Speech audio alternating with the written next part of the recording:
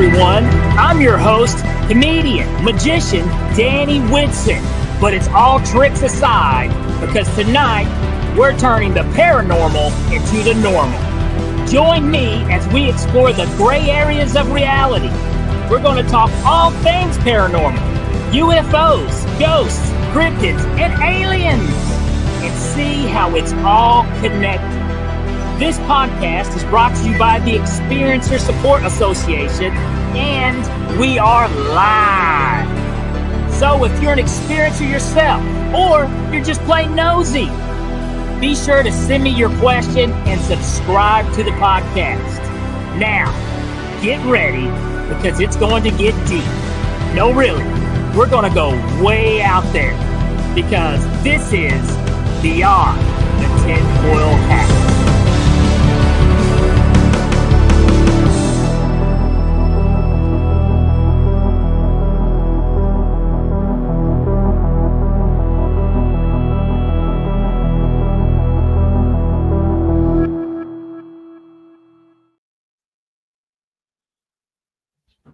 What's happening, my paranormal junkies? Welcome to Beyond the Tinfoil Hat, and I'm your host, Danny Whitson. Guys, Happy New Year. We have made it to a brand new year, and boy, do we got some awesome guests lined up for you guys. But first, we always got to say we are broadcasting live from the E-United Public Radio Network and the UFO Paranormal Radio Network on 105.3 FM on the Gulf Coast and 107.7 FM in New Orleans. All right, so we're doing things a little different here in 2025. Every month, we're going to start the show off with one episode a month, the first episode of the month, with our very own CEO, the skeptical sleuth himself, founder of TESA, Ryan Stacy. Ryan, pop in here real quick. Yes, we got Ryan, the skeptical sleuth. Is that him? I don't know. I'm skeptical. That doesn't look like Ryan. I don't know. Maybe Ryan went to the bathroom. There we go. I tell you what. We'll pop back out. We brought him in too soon. Here, knock him out of there real quick. All right. And that's okay. The boss man, he shows up late. What are you going to do? Anyways, I hope everybody, though, had a fantastic New Year's Eve, and I hope you're excited with the new year. I know I am. Like I said, we've got a lot of awesome guests lined up for 2025. We're going to be doing the same format. You guys get your questions ready. My man in the background, too nice to be mean, Chris Green, he'll be on top of the questions, popping them up in there. And I tell you what, Chris, pop in here real quick. I don't know where our skeptical sleuth is. Where's he at? I have no idea. His video's not working. We can't hear him. All right. I tell you what. Well, that's a bummer. Okay. But maybe next weekend. No, next week. Oh, yeah. He's gone. I tell you what we'll do is we'll give another shot next week with that. But that's something that we are going to do. We're going to start bringing Ryan in once a month to give a, quick little update and shout out of things that's going on with TESA. And with you, Chris, how's your world been?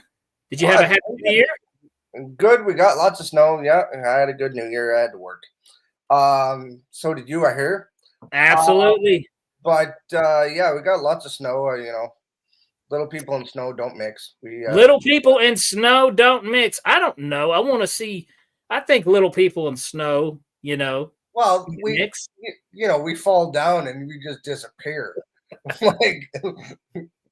See, there we go. I can laugh at the jokes. I can't make it, but I can laugh at the jokes. Yes, you can. All right. Well, I'll tell you what.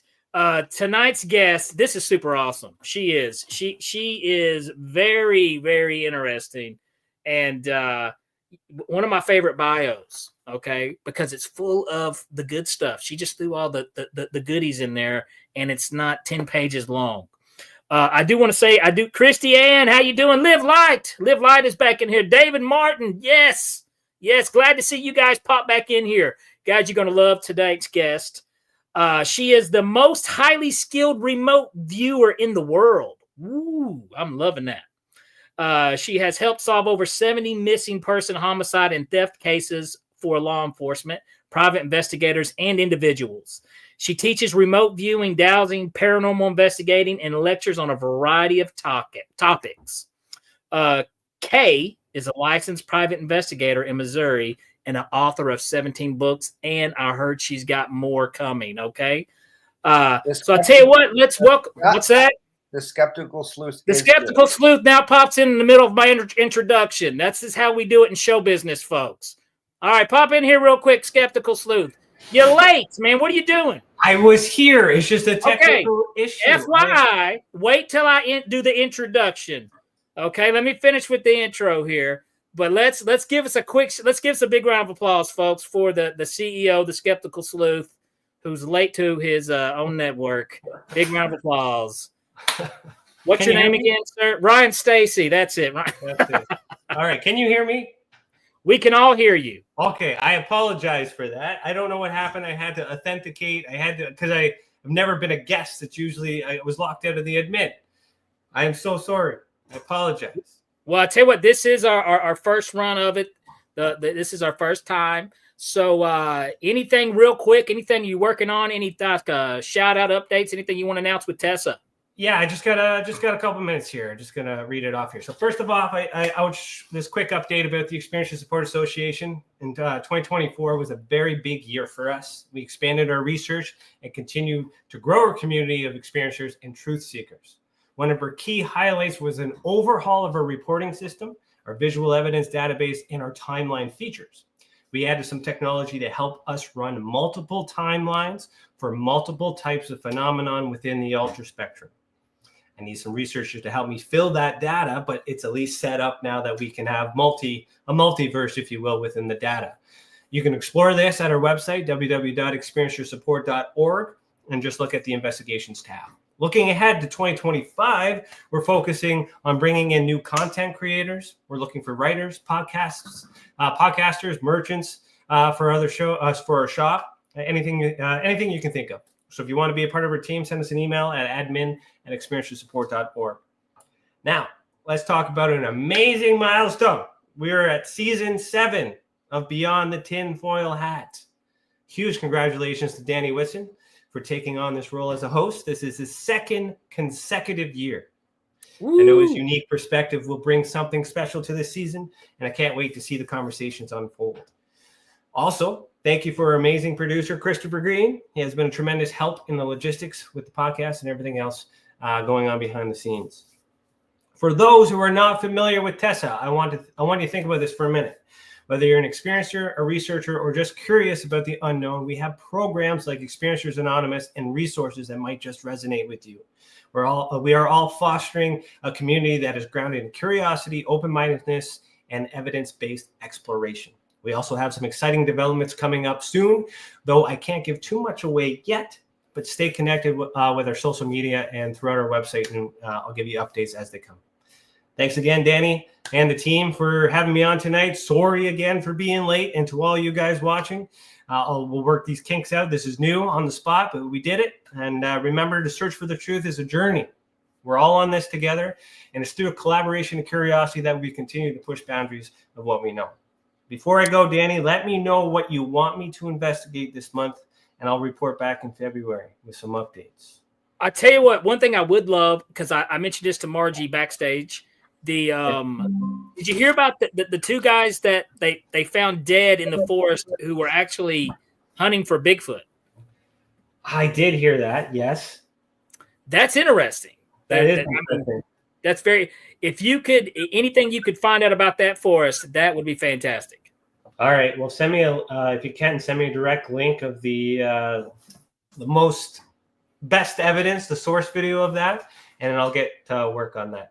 All right, awesome. Folks, thank you so much. Remember, one lie is enough to question all truths. Stay skeptical. Keep your eyes in the sky.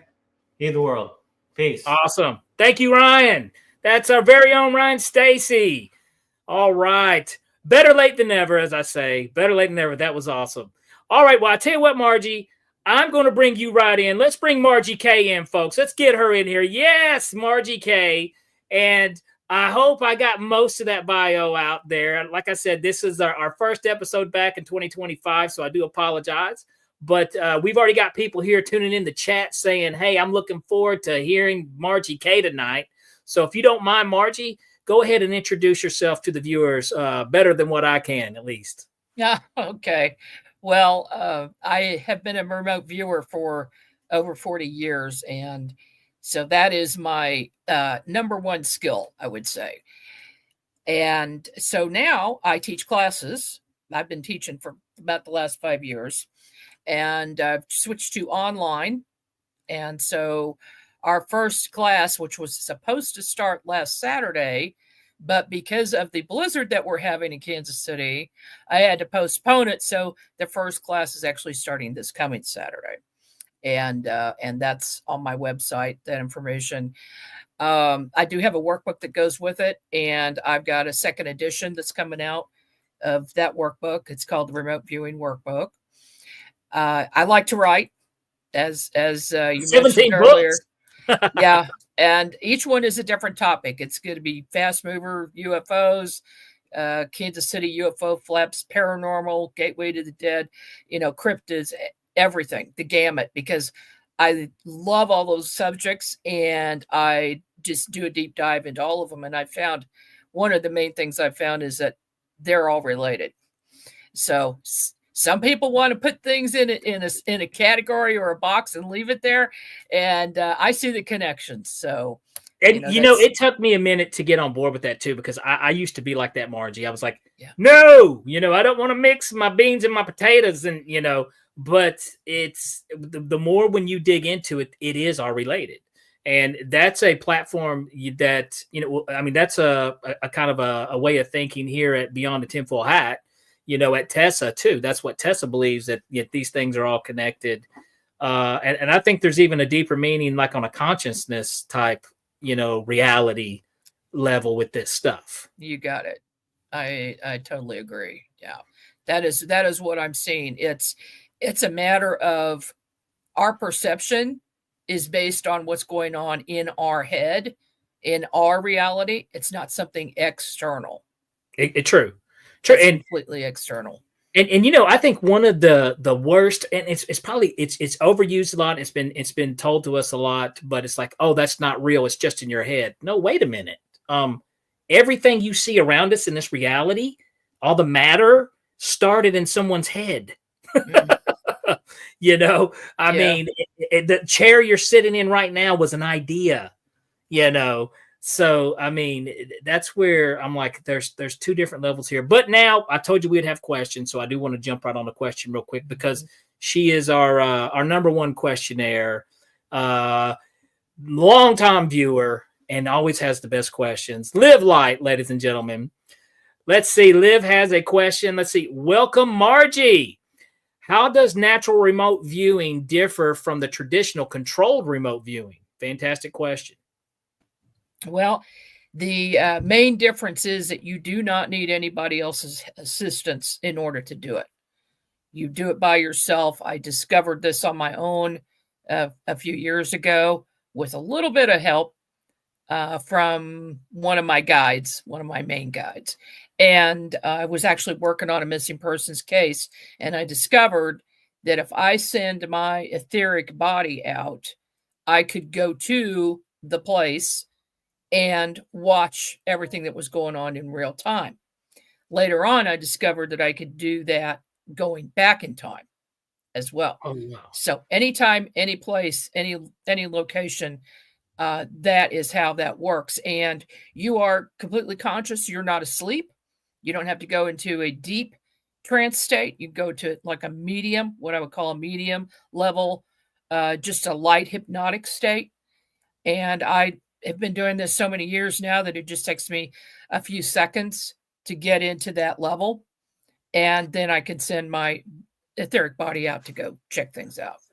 Now, Margie, what got you into remote viewing? What made this something that, I mean, were you a little girl?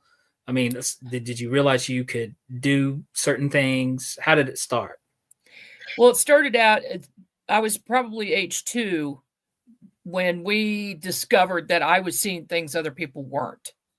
So it started with seeing energies around living things and people, and then bright lights around trees, and then the energy field expanded.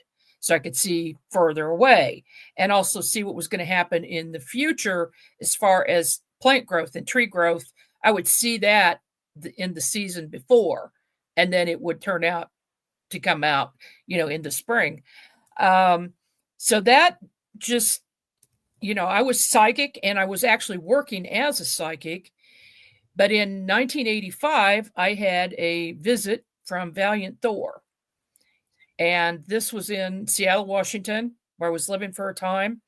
I was going to my massage therapist because I'd been in a car accident. And one day, he just out of the blue says, "Would you like to do a light experiment?" And I'm like, okay. So my spidey sense went up, and I knew something really incredible was about to happen. I didn't know what, but I said, okay, I'll do it. So he showed me a green light for a few minutes, and then a red light, and then back and forth. And these were bright lights as well. And then he says, "Now what do you see?" And so I looked up at him, and all I saw was his skeleton standing there. Wow. So I am freaking out. I'm trying to process, how am I seeing this when the head of a man with a helmet on appeared on the wall, and he spoke to me, and he said, "I am Thor, and now you have X-ray vision." And I had no clue what that meant. And the other thing he said was, "We're going to be working together. I'll contact you soon." And he disappeared. The massage therapist had no clue what had just happened. My brother, so the massage therapist saw this. He didn't know it happened. He was completely unaware. Thor had actually taken over his body and was the one who asked me if I wanted to do the light experiment. It wasn't even his voice, the massage therapist's voice. It was Thor's voice that came through him. It's just, the whole thing was bizarre. I had never experienced anything like that before, but as I started doing readings for people again, I discovered what X-ray vision meant, and that meant I could now see through into their entire body, see all the organs, the spine, even at a microscopic level, see the blood. And that got me off on the track on remote viewing when several years later, right around 1993, 94, that's when I discovered natural remote viewing when I was trying to find a missing person. And so since that time, I have worked on all of these missing person and homicide cases and helping law enforcement. So I tell you, before we get into law enforcement, because I do want to ask some questions about that, we've got another real good question here from Live Light. Have you remote viewed off Earth and other dimensions or planets? Yes, I have. And, I've seen some interviews where, remote viewers have done that, and they've remote viewed on Mars and have seen some things. Do you care to share one of those stories real quick with us? Sure. I was asked to look at Mars a few years ago, and by another remote viewer, and I saw structures that looked like the structures in the Southwest that were I can't remember the tribe. Was it Anunnaki? I'm not sure. So. Yes. Carved out of the stone. And I also saw these huge tubes going from place to place that people would get in and travel through. And they look kind of like the inside of giant worms would be what I could say, but they're, like 30 feet across. And so I saw that going on. And also, there were old civilizations that had been abandoned a long, long time ago. That was what I was looking at then. But since then, I do see some things going on there right now. There's activity going on. And as well as the moon. Now, the moon was very, very busy with bases being on the dark side of the moon, but just on the light side, there are solar panels up. And once in a while, people are actually catching these with their telescopes and seeing flashes of light. And that's what it's from. Now, is it our own government that's on the moon? Or, I've heard rumors that China was doing a lot of stuff on the backside of the moon. I believe that there are at least 2 to 3 countries that have representation there, and as well as some extraterrestrials. And, I'll never forget the probably one of the first UFO Expo conventions I went to. There was he's a retired astronaut, and that's what his books and his information was about, was all the stuff that's going on the moon that we have no clue about. Yeah. And what wasn't there a story of something about the moon, like something happened and it vibrated like it was like a hollow shell? They did some type of experiment. I think they set off an explosion and it vibrated like a hollow shell. Yeah. And the thing this is what people don't understand. If anybody wants to try to dismiss anything about the moon, this is the issues with that. Is our moon is so unique. It is so unique. It's it's the perfect size and the perfect distance for us to have the eclipses that we have. That way, everything is perfectly. It's almost like it was perfectly designed this way. And also, when you look at planets throughout the solar system, moon comparison to planet comparison, our moon is ginormous, considering the size of our planet. Most moons are much, much, much smaller than their planet. And we've got a pretty giant piece of rock sitting out there, if that's actually what it is. Some people think it's a satellite, a spaceship, that's been there the whole time. But anyways, I could go down that road forever. But you said you have remote viewed on the moon as well. I have, and on the backside, I did see a very large opening or doorway come open, and then a craft go in it, and then that doorway close. Wow! And I mean, it's gigantic. I can't even imagine how big it is, measuring wise. But yeah, there's a lot of activity there, and it would not surprise me if it was purposely placed. Constance Briggs is more of an expert on the moon. She's written some books about it. I've had her as a guest on my show, and she would be the one to really do a deep dive. But she's, talked about several different theories about it. And like you mentioned, it's in the perfect place, the perfect size. Of course, it affects our tides and everything. Yes. If we didn't have the moon, we wouldn't be here to exist. Right. Yeah. Right. We have to have it. So, and then, like you said, you look at other moons in our solar system. They're misshapen. They're small. They don't look anything like our moon. Yeah, it kind of. If you think about it, if you look at a close-up, it's just really weird. Yeah, it kind of looks like a gigantic craft. It does. I mean, it's kind of odd. Now, let me do this because this is something I'm interested in, because like you have helped law enforcement, crack cases and whatnot.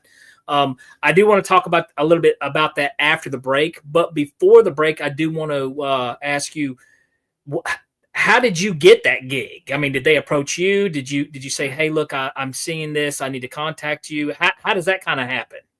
It started out with individuals coming to me for help.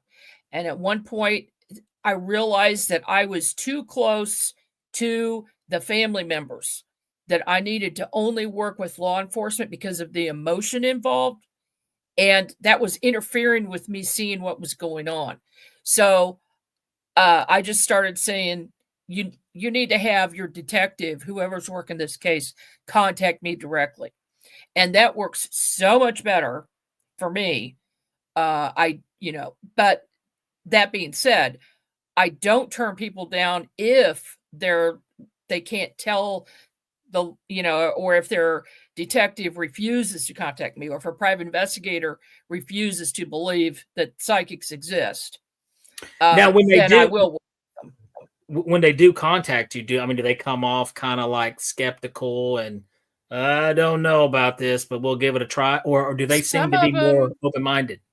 Actually, most of them are open-minded, and maybe they've worked with psychics before. I have had some that were skeptical. I worked with one who said he wanted to. I helped him out with a theft case first, and then he came back to me about a year later with a murder case, a homicide. And I went through, all I needed was the person's name who had been murdered. And then I asked him, was she a teacher? And he said, yes. I said, okay, I've got her. So by the vibration of the name of the person, that's how I find them. I saw the whole thing happen in exact order. I knew that she knew the man who did it, that she opened the door and let him in. He used to be a student of hers. And then they went upstairs and he had a gun, and she did not think that she was going to kill him. She just thought he was desperate. And he made her take money out of the safe that didn't belong to her. I told the detective, I said, this is not her money. She's taken $10,000 out of the safe and handing it to him. And then she thinks she's going to be okay, started walking down the stairs, and he shot her in the back of the head. Well, then I was able to follow him home, saw him working on his car the next morning, got the license plate number, the description and make of the car. I heard his brother pull up and talk to him, and I heard his girlfriend come out and call him by name. So now I had his first name in his car and his license plate number. I was able to follow that to St. Louis and then to Seattle, Washington, to a bar in Seattle, Washington, where he was talking to a woman he knew there and was hanging out with her. This detective, because he knew that first case that I solved for him of that theft case, and it was a big one. I mean, it was a big theft ring. He knew that I was a real deal, and he was just like, I can't believe this, but I'm going after it. He followed the tracks, and 2 weeks later, he calls me up. He says, we got the guy. They got him in Seattle. Yeah. Was that your first case? The first one you worked on? No, that was my first really big one. That was your first really big one. Okay. Well, like I said, I want to hear maybe a couple of more of those. I do want to touch base on some of your paranormal investigating background too. But to me, that's got to be probably the best feeling in the world, that you're using your powers for good. You're catching the scumbags and the bad people out there. And I mean, that's awesome. Yeah. And it gives the family some resolution. It is not always good news, but at least they know what happened. And I can't imagine how tough that has to be for you to be able to see these things. I don't like there's some stuff I can't hear that. I don't want to hear that. I don't want to see that. And I can't imagine how tough that must be for you, doing what you do. I have developed a way to detach myself from it and just watch it like it's a movie and not have that emotional involvement. That's why I prefer not to talk to family. That makes a lot of sense to me too. Yeah. Because, if you do get too much of an emotional hook there, I'm sure it can make your job really tough. But I tell you what, Margie, this is what we're going to do. We're going to cut to a break right here in a second. Give a shout out to the TESA sponsors and TESA. And when we come right back, we'll be talking paranormal, more remote viewing here with Margie K, folks. We'll be right back.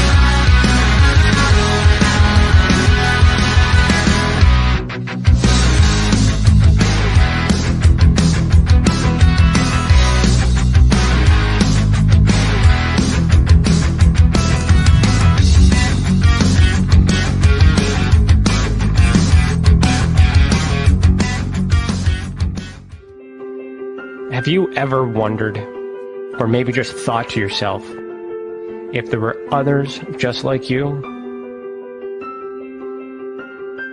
You know, people with extraordinary abilities, psychogenic advancement, and perhaps unique intuitions.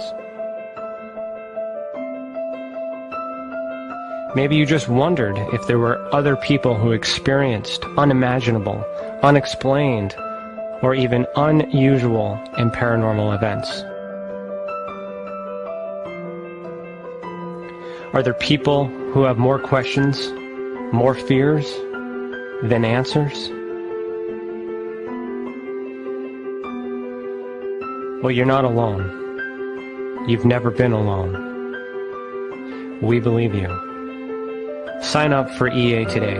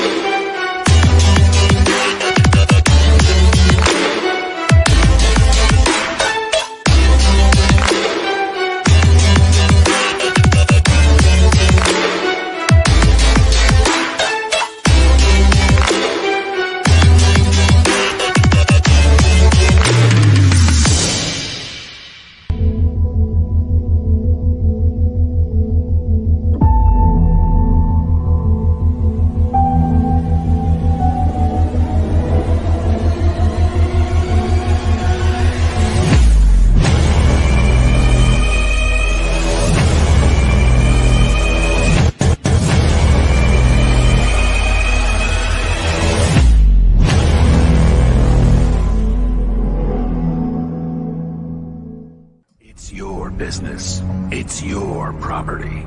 Your assets are worth protecting. Blacklight Investigative and Surveillance Services specializes in patrolling and inspecting residential or commercial property against fire, theft, vandalism, terrorism, and illegal activity. People and buildings are monitored to prevent crime. Keep your property, your people, and your assets safe from threat. Our elite staff are dual licensed private investigators and security guards. Blacklight Investigative and Surveillance Services. Go to blacklightiss.com.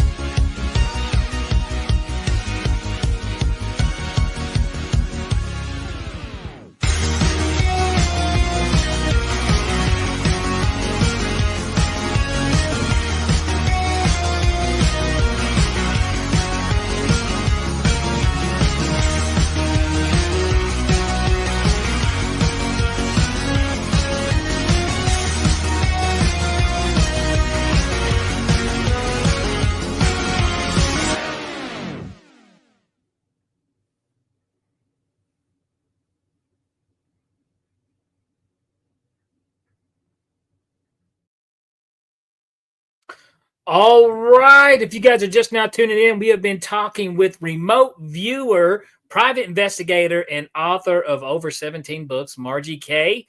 I tell you what, Margie, let me look right over here to the chat real quick. I want to give a quick shout out to, we got Lisa. Welcome back, Lisa. Happy New Year's.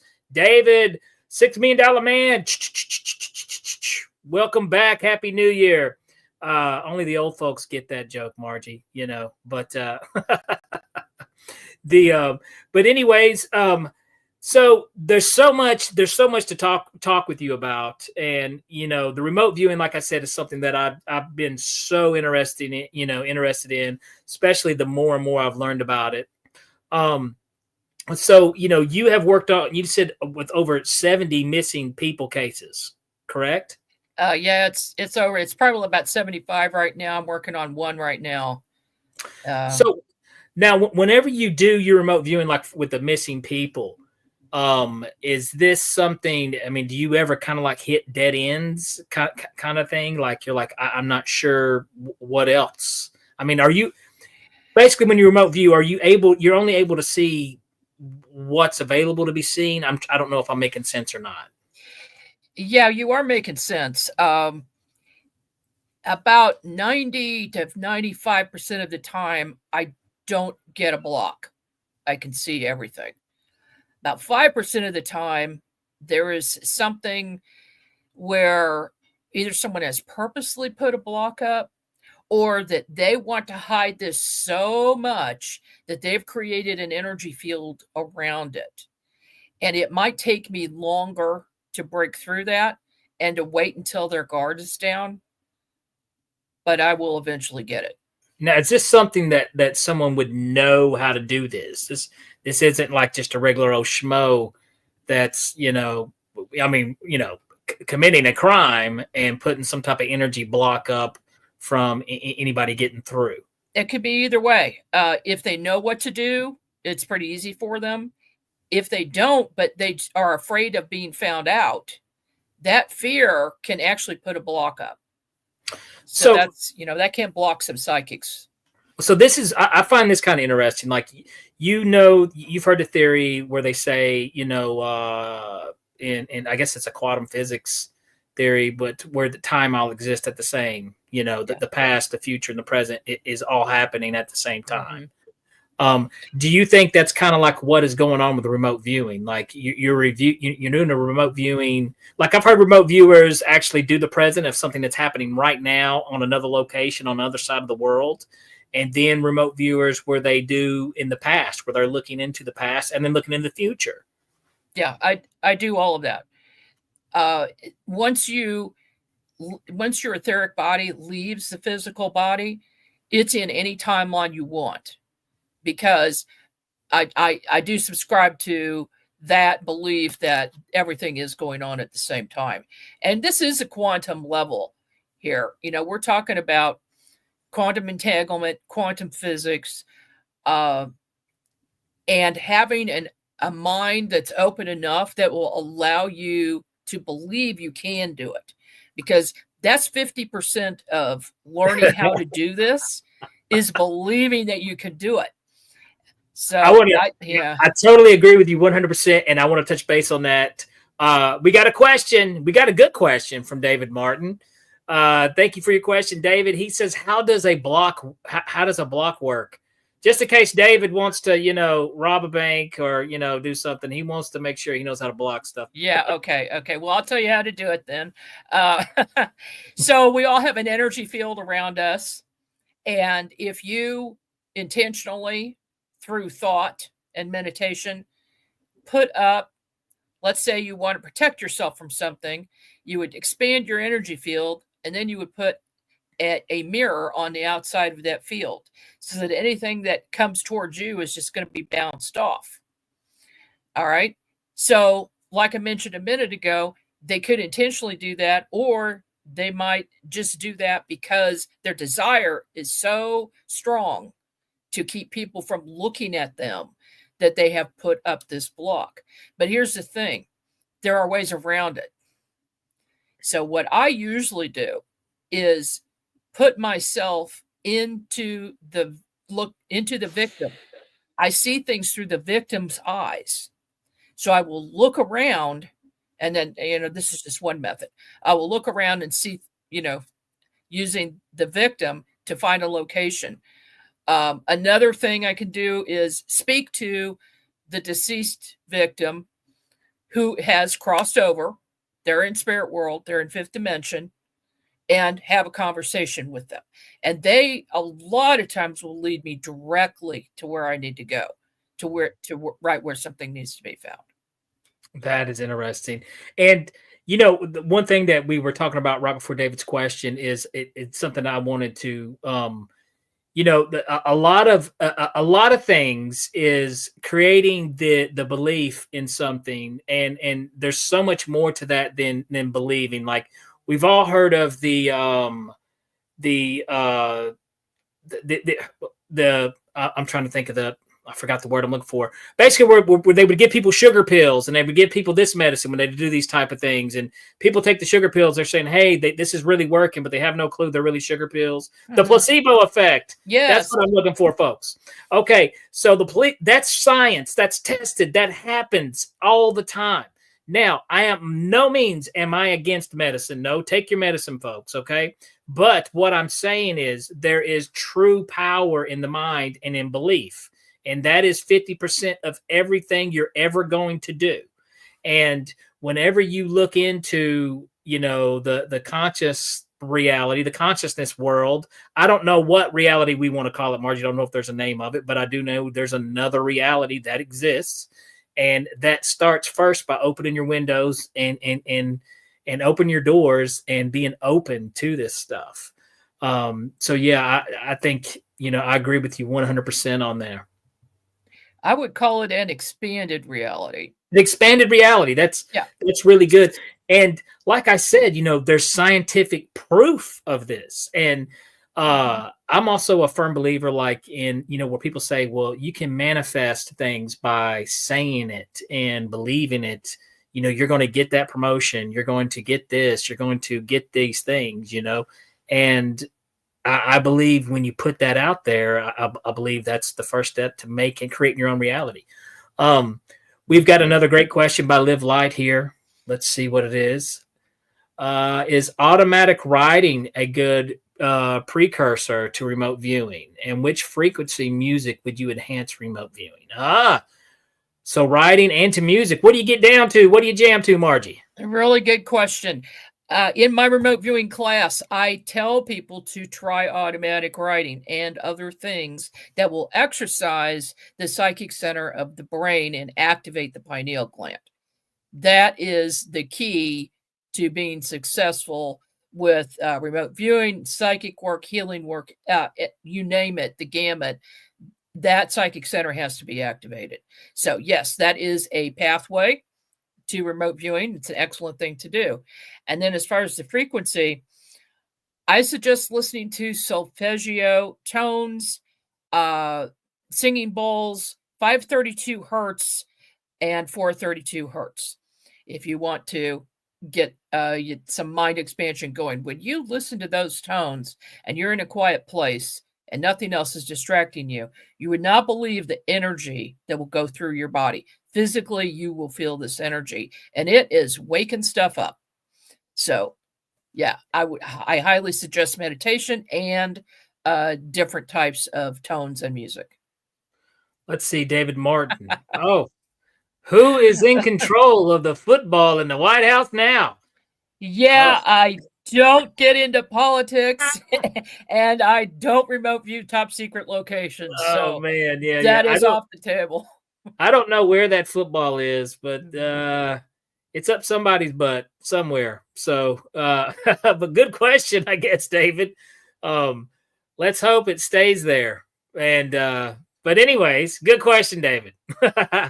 Let me ask you this.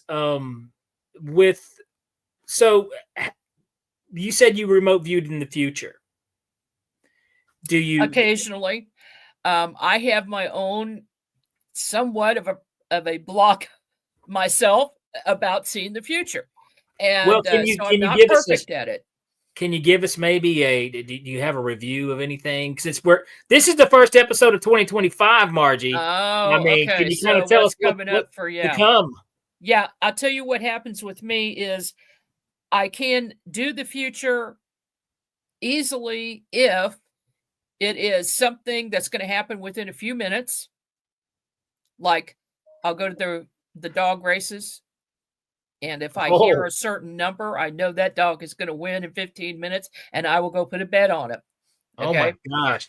Yeah, but they took the dog track away from us now, Kansas City, but that's that sort of thing.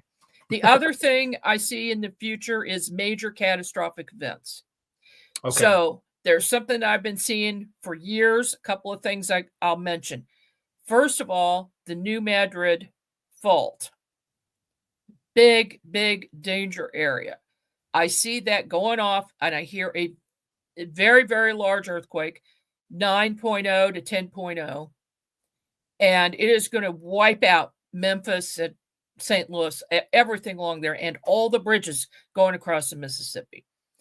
I see that happening, and I've seen this vision over and over and over again. I would not be living in that area. I would. Well, that's a bummer because I'm in East Tennessee. I'm in the Tennessee Valley. Am I gonna? You're in a safer place, but you are going to feel it. It's going to affect you. In fact, I've seen in some of my visions chimneys falling in Kansas City. Oh, wow. in my town. So, yeah. Then the other thing is the Ring of Fire is all going to go off one right after the other, volcanoes and earthquakes and tsunamis. Oh, that is bad, bad, bad. And yes, David, we're talking like in 1804. worse. Is that where the Mississippi River ran backwards? It flowed backwards. It changed its course, and also the Missouri River. And yeah, it will be 100,000 times bigger and worse because it was very sparsely populated at that time. And now the population is incredible. Oh, wow. Well, I tell you what, Margie, any good news? Because that has depressed me. Yeah, it does depress. Yes, there is good news. The good news is that I see our Earth and our solar system. Of course, we're all spinning around in the galaxy, right? It doesn't feel like it, but we are. We have now entered phasing into fifth dimension. So at this high vibration, this higher frequency, it is forcing people to make a choice and move and advance their own frequency. And it's also making people become more aware. People who weren't psychic before at all are now, and they're seeing things, and they may not understand it. It might be confusing to them, and they're seeking people like me out. And then the people who are of such a low frequency that they can't deal with it are going a little bit crazy. So that's going to get worse. That's going to get worse. And then after a while, everything's going to even out, and it's going to be much, much better. Yes, Live Light, the Ring of Fire in the Pacific. That's what you were referring to, correct? That's the only Ring of Fire I know of. Yes. Gotcha. The definitely a few Ring of Fires if you eat Taco Bell as much as I do, but I think she's talking about the one in the Pacific. No, I don't. Liv's got another question here. Let's pop in here, get another question here real quick from Live Light. Do you see open alien and interdimensional beings contact in the near future? Which is a great question because right now, Margie, I know with all the drone stuff going on and there's with the UAP hearings, but what's your take on that for the future? It's already started. It's already been going on for quite some time. ETs and interdimensional beings have been contacting humans forever, and I'm one of those people. I mean, I am in contact with a number of interdimensionals and ETs, with Thor being the main one. And he told me 2 years ago that there was a deadline that was put on the UN and the US for disclosure. And they kept pushing it and pushing it and pushing it. And so he said, September of 2024, we're going to make ourselves known. And look what happened. That's what they're doing. They're letting everybody know that they're there, and they're not killing people. They're not plasma lasering people, like a couple of people have said.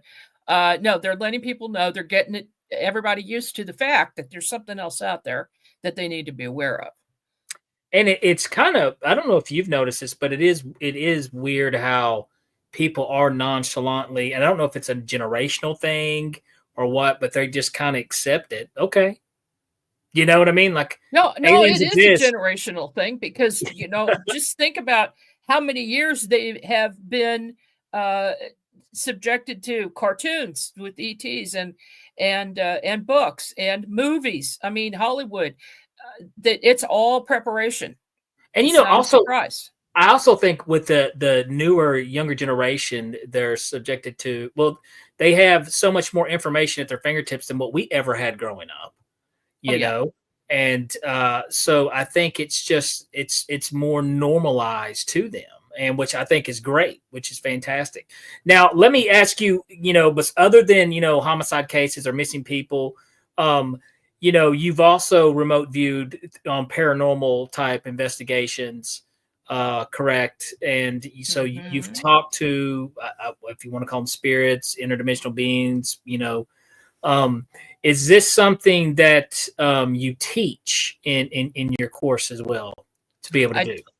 I do, and I have several courses up already. but I'm working on more this year. And I'm getting a deeper dive into it. The paranormal part, what is most helpful to me is when I'm called for an investigation, if somebody's got a problem, it's usually a big problem. I will remote view that house or building before I ever step foot out of my house, because I want to know what I'm getting into. So that, to me, is the number one thing that everybody should know. Everybody who's a paranormal investigator should be able to do that, or at least have someone on their team that can do that, because sometimes you don't want to go in there. And and that's a low percentage, but it does happen.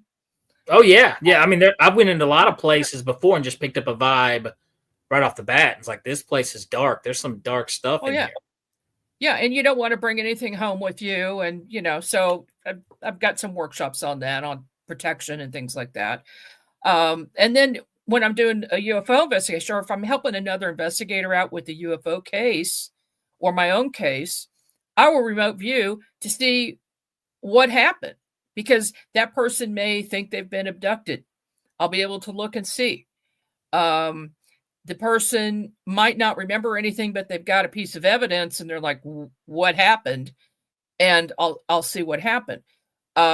Usually I'm not telling the client this, and I'm not writing it down in a report, but it's helpful to know before you go if something really did happen. So I'll tell you what, now, if because I know you've got your podcast and you do your courses, but what would somebody need to do if they wanted to take one of your courses, learn more about you? Where can they find your books?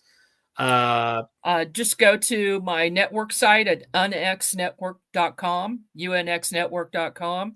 That's where you can sign up for things. Also my website, margiek.com. It's Kay. And everything is on there. All my books, all of our workshops and courses, shows, all of that. And now, what was the name of the podcast? My podcast is called UNX News.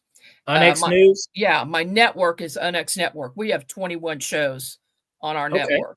And then I have my podcast. I'm on every Friday night at 6 p.m. Central Time. Awesome. Well, I will definitely be checking that out. And I want to, head over to your website and check on some of those courses. And now, and you do jobs where people could, have you remote view, maybe a haunting, something that's going on with their home, or maybe a UFO abduction, like you said, they may have had experience. Yep. They can, if investigators need help, or if somebody has a really, really big problem in their house and they want to know what's going on, I will help them with that. I just had a new book come out called How to Research Your Haunted House. And the first half was written by Violet Wisdom. She talks about what you can do to find out the history of the house and the occupants, which will help you determine who's doing the haunting in a lot of cases. And then my half of the book is helping you figure out who's doing the haunting and why they're doing it. That's awesome. That sounds so interesting. There's so much to talk to you about with Margie. This show it's I don't think one episode is enough. What do you guys in the chat think? I don't think one episode's enough with Margie. We'll have to bring her back on here and cover more stuff, because we hardly even got into the paranormal side and some of the remote viewing stories that I would have loved to hear, But I would love to have you back on the show. Be glad to do it. Thanks so much, Danny. I appreciate it. Well, and I tell you what, so Friday Central Time, we can, and you said it was, what was the name of the podcast again? UNX News. UNX News, Friday Central Time, and we can catch it on YouTube, correct? That's right. Awesome. And we will head over to the website if you'd like to use Margie's services. I know I want to check that out. I do, because like I said, I find this stuff very interesting. Margie, you have been an amazing guest. Like I said, I want to get you back on the show to, talk more. And Happy New Year, Margie. And thank you for being our first guest of 2025. Happy New Year. It's been great. Thank you. All right. All right, guys. I hope you enjoyed that episode. I know I did, okay? Margie K, man, that's some really cool stuff. Unex News, yes, Live Light. Go check it out this Friday. Yeah, go check it out. Yes, Lisa, I know an hour goes by so quick. It does. It goes, especially when we got great guests. And like I said, we got some really cool guests lined up this year. You guys are going to love it. I tell you what, thank you guys for popping back in here. Fantastic questions tonight. Liv, always. David, thank you for getting involved. And just keep them coming, keep them coming. And like I said, each episode, we're going to have one episode, the first episode every month. Ryan's going to pop in and cover some investigation, some really interesting stuff. And you're going to notice that we're going to get Too Nice to Be Mean Chris Green a little involved in the episode a little bit. So, and he's a little stage fright about that, folks. So we got to get him. We got to encourage him to do that. Guys, if you have not done so, be sure to like and subscribe to the podcast. Share with your friends, share with your mama, share with your daddy, share with your uncles, share with your aunties. Tell them about us. Be sure to like and subscribe, like I said, and hit the like button too on these things, because that helps. That gives us help. And also, if you guys listen on Apple Podcasts, give this podcast a review, a good one. Give them a good review, okay? Also, head over to my social at Super Magic Boy on Instagram and Danny Whitson Magic and Comedy. Show me some love. Give me a like. Give me a follow. Come out and see a magic comedy show. I would love that. Guys, we are broadcasting live from the E-United Public Radio Network and the UFO Paranormal Radio Network on 105.3 FM on the Gulf Coast and 107.7 FM in New Orleans. I always have to remember to say that. So sometimes it's a mouthful too. Hey, if you guys will, head over and check out Margie. Maybe get her to do some of her remote viewing. If you think your house is haunted. Hey, I think, she's done a bunch of these, okay? And she's from Missouri, a lot of great people. That's the show me state. So she's in the perfect state for showing you how to remote view. So you couldn't probably get a better teacher I couldn't think of, and check out some of her books. But all right, guys, like always, keep the normal paranormal or the paranormal normal. It's been a year since I've been on here, so take it easy. I'm okay. All right, I'm tired. But keep the normal paranormal, folks, my paranormal junkies. And I will see you guys next Tuesday, 7 p.m. Eastern, with another fantastic show. All right, that does it for this episode of Beyond the Tinfoil Hat. A big shout out for tonight's awesome guest, and a bigger shout out for everyone who tuned in. And if you haven't done so yet, be sure to subscribe to us on YouTube or wherever it is you listen to your podcasts. And like always, be sure to stay curious, heed the world, and keep the paranormal normal. I'm your host, Danny Whitson, and this has been Beyond the Tinfoil Hat.